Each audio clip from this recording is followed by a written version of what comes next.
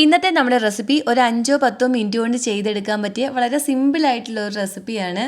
അപ്പോൾ നമുക്കിത് എങ്ങനെയാണ് ചെയ്തെടുക്കുന്നതെന്ന് നോക്കാം. ഇതിനായിട്ട് ആദ്യം നമുക്ക് വേണ്ടുന്നത് പാലാണ്. ഞാനിപ്പോൾ ഒരു 3 കപ്പ് പാൽ എടുത്തിട്ടുണ്ട്. പാൽ നമുക്ക് ഈ ഒരു പാനിലേക്ക് ഒഴിച്ചു കൊടുക്കാം. 250 ml കപ്പിനാണ് 3 കപ്പ് പാൽ എടുത്തിരിക്കുന്നത്.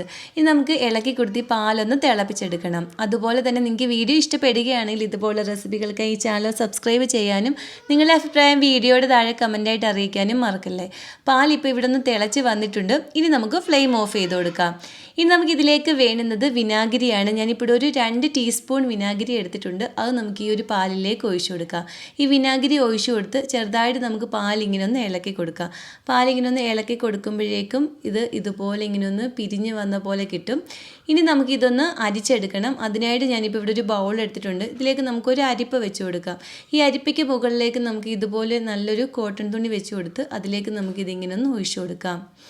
ഇങ്ങനെയൊന്ന് ഒഴിച്ചു കൊടുത്ത് നമുക്ക് നന്നായിട്ട് ഈ വെള്ളം ഒന്ന് പിഴിഞ്ഞ് കളഞ്ഞെടുക്കണം. ഇപ്പം നല്ല ചൂടായിരിക്കും, അതുകൊണ്ട് ചെറുതായിട്ട് നമ്മളിങ്ങനെ ഒന്ന് പിടിച്ച് കൊടുത്ത് ആ വെള്ളം നന്നായിട്ടൊന്ന് പിഴിഞ്ഞ് കളഞ്ഞെടുക്കണം. ഇനി നമുക്കിതിൻ്റെ മുകളിലേക്ക് 1 കപ്പ് നല്ല വെള്ളം കൂടി ഒഴിച്ചു കൊടുക്കാം. പച്ചവെള്ളം തന്നെ ഒന്ന് ഒഴിച്ചു കൊടുത്താൽ മതി. ആ വെള്ളം കൂടി ഒന്ന് ഒഴിച്ചു കൊടുത്ത് ആ വെള്ളവും നന്നായിട്ടൊന്ന് പിഴിഞ്ഞ് കളഞ്ഞെടുക്കണം. വെള്ളം മുഴുവനായിട്ടും പിഴിഞ്ഞ് കളഞ്ഞ് വേണം നമ്മളിത് എടുക്കാൻ. ഇപ്പോൾ നമ്മൾ വെള്ളം നന്നായിട്ട് കളഞ്ഞെടുത്തിട്ടുണ്ട്. ഇനി ഇത് നമുക്ക് ഈ ഒരു പ്ലേറ്റിലേക്ക് ഇട്ട് കൊടുക്കാം. പ്ലേറ്റിലേക്കോ അല്ലെങ്കിൽ ഒരു ബൗളിലേക്ക് ഇട്ട് കൊടുക്കാം. ഇനി ഇത് കൈ കൊണ്ട് നമുക്ക് നന്നായിട്ടൊന്ന് കുഴച്ചെടുക്കണം. ഇങ്ങനെ നന്നായിട്ടൊന്ന് സോഫ്റ്റായിട്ടൊന്ന് കുഴച്ചെടുത്താൽ മതി. ഇനി മധുരത്തിനായിട്ട് ഒരു 1/4 കപ്പ് പഞ്ചസാര നമുക്ക് പൊടിച്ചത് വേണം ഇതിലേക്ക് ചേർത്ത് കൊടുക്കാൻ. ഇതിൻ്റെ കൂടെ തന്നെ 1/2 ടീസ്പൂൺ ഏലക്കാപ്പൊടിയും കൂടി ചേർത്ത് കൊടുത്ത് ഒന്നും കൂടി നമുക്ക് നന്നായിട്ട് ഇതൊന്ന് കുഴച്ചെടുക്കണം. പഞ്ചസാര പൊടിച്ചത് തന്നെ വേണം നമ്മളിതിലേക്ക് ചേർത്ത് കൊടുക്കാൻ. ഇപ്പം നമ്മളിതിവിടെ നല്ല സോഫ്റ്റായിട്ടൊന്ന് കുഴച്ചെടുത്തിട്ടുണ്ട്. ഇനി നമ്മുടെ കയ്യിൽ ഒരു അല്പം നെയ്യൊന്ന് തേച്ചതിന് ശേഷം നമുക്കിതൊന്ന് ഷേപ്പാക്കി എടുക്കണം. ചെറിയ ചെറിയ ബോൾസാക്കി എടുത്ത് നമുക്ക് കയ്യിൽ വെച്ച് നന്നായിട്ടൊന്ന് പ്രസ് ചെയ്ത് വേണം നമ്മളിതൊന്ന് ഉരുട്ടിയെടുക്കാൻ. ഇതുപോലെ ചെറുതായിട്ട് നീളത്തിൽ ഒന്ന് ഉരുട്ടിയെടുക്കാം. എല്ലാം നമുക്ക് ഇതുപോലെ ഒന്ന് ഷേപ്പാക്കി എടുക്കണം.